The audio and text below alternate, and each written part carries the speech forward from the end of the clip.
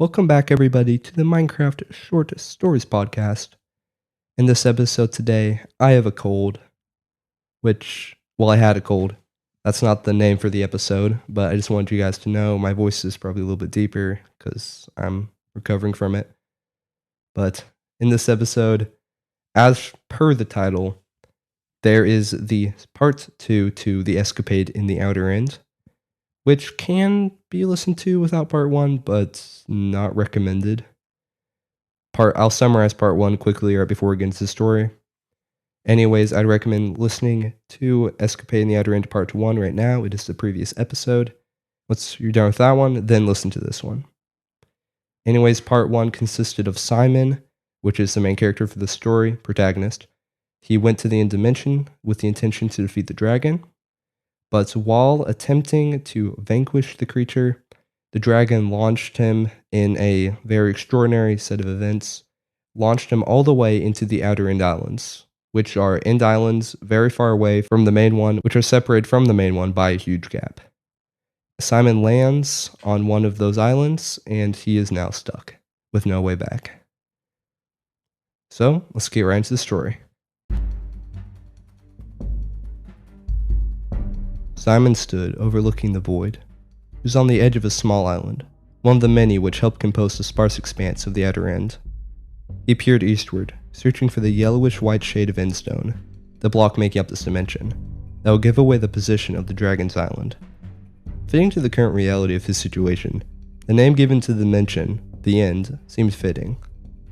After a few fruitless minutes of straining his eyes, he finally stopped. He sat, his back leaning against a small incline.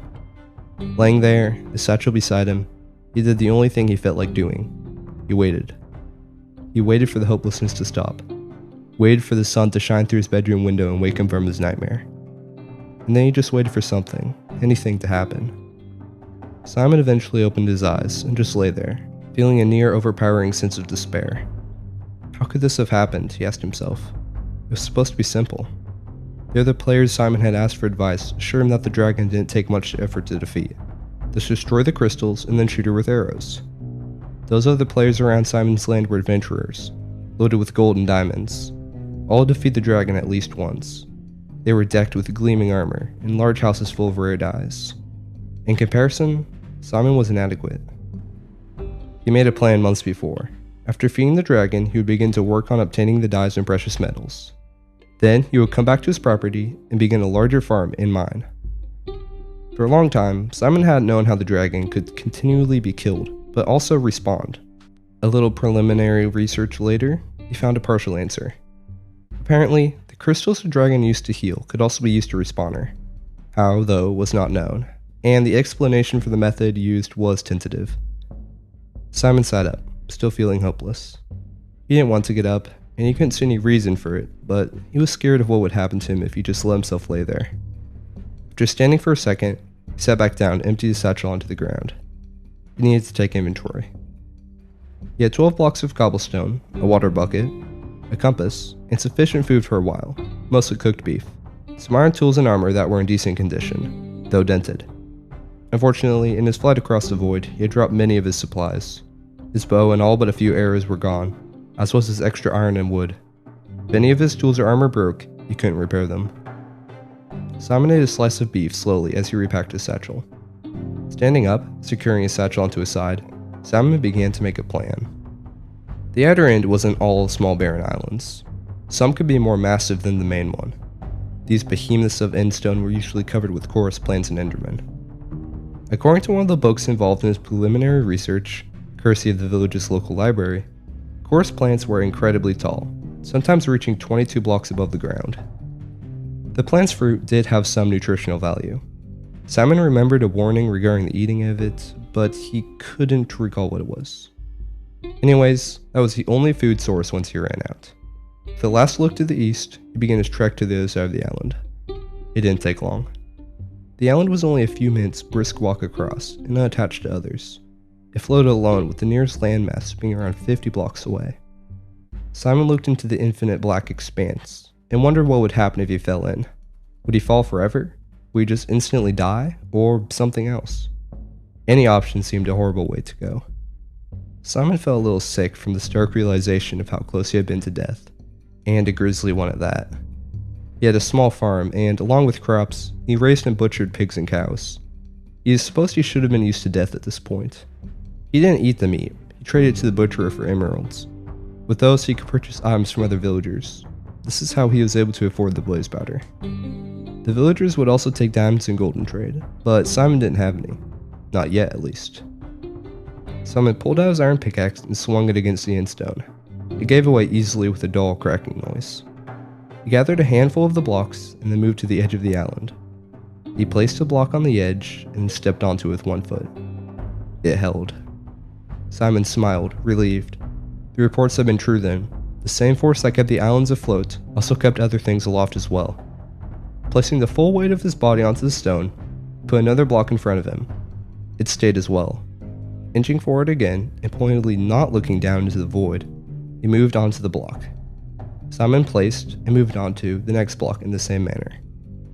The amount of weight that could be upheld by the inn's force was seemingly tied to size, as the researchers of the player and villager world had noted. The Dragon's Island was massive enough to not only uphold its own weight, but also keep aloft the near incalculable mass of the obsidian pillars. Even a single block of endstone could hold many times the player's weight. When Simon ran out of blocks, he carefully backtracked to the island to replenish.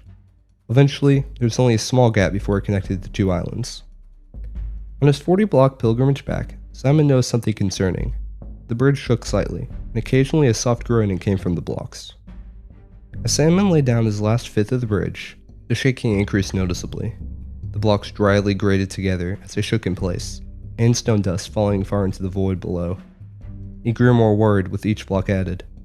Simon sized up the remaining gap. Should I jump it? He contemplated.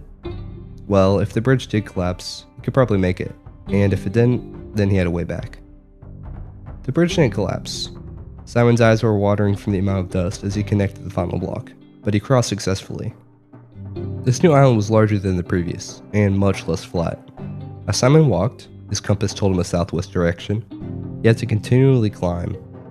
Eventually, the incline grew much steeper and morphed into what resembled a mini mountain, entirely composed of endstone.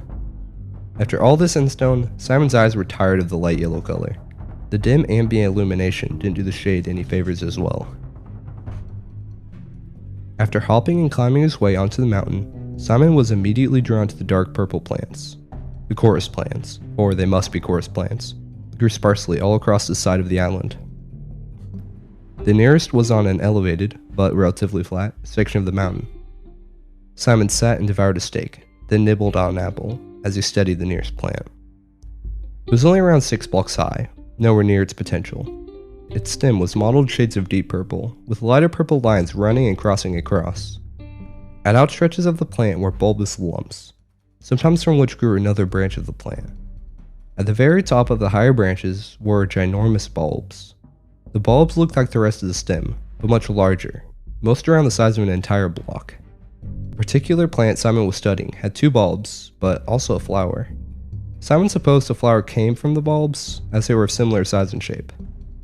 The flower's squarish white and purple petals were anything but delicate.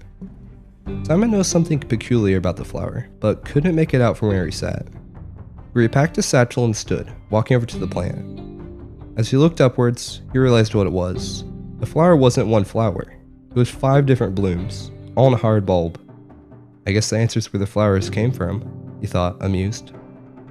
Simon realized he was spending too much time looking at the plants, but he was fascinated. At his home, whenever he visited the village, he always wanted to check with the farmers to see if new seeds had arrived. The diversity of plants fascinated him. I wonder if I can get any seeds from this, Simon thought as he reached out his hand to touch the plant. When he did, the plant nearly crumpled under his fingertips. It was as dry as the endstone it grew from, and seemed almost hollow. Simon pushed the stem a tiny bit more, and, to his horror, the entire plant collapsed. The bulbs fell to the endstone and crumpled, spilling brownish purple dust.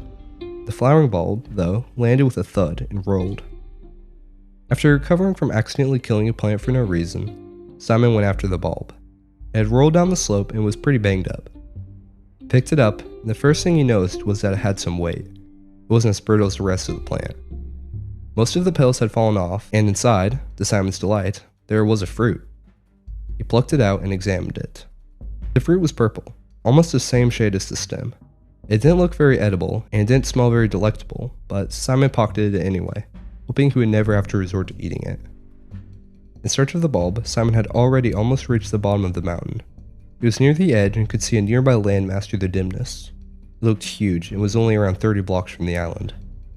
Well, my plan only consisted of finding chorus plants, realized Simon. He had accomplished that, but what now? Instinctively, he wanted to go onto a larger island. If anyone was living in the end, it wouldn't be on a small island like his. He recalled from his book something about end settlements and raids on them, but he had merely skimmed that section. Simon gathered more endstone and started making another bridge. It held him up like usual for this dimension that is, and the construction went smoothly. When he was about halfway across the gap, Simon looked up to judge the height of the island. When he did, his jaw dropped and he stared upward, crouching down to make sure he didn't lose his balance. From the blackness of an end, an enormous structure had been revealed. It was constructed of purple and endstone-colored brick-like blocks. It looked like a chorus plant the way it stretched upwards, but this structure was hundreds, if not 1,000 blocks high. The rooms of the structure were like the bulbs and the lumps of the chorus plant, with hallways and connecting structures being the stem. Simon remembered now about those end settlements he had recalled. They hadn't been inn villages as he had imagined. They had been cities. Simon closed his mouth and smiled. He had found an inn city. He had found a way out. Thank you all for listening to this episode of the Minecraft Stories podcast, episode 65. This story was not written by a listener, but if you'd like to submit a story for a chance to be read on the podcast, go to minecraftshortstories.com, link inside the description. Go to the submit a story page and fill out your story. While you're down there, there's also a link to the YouTube channel. Feel free to check that out. I upload video editions of the podcast, just so then people on YouTube can see them. Feel free to check that out if you want to leave me a comment or something. Anyways, this has been the Minecraft Stories podcast, and I'll see you guys inside the next episode.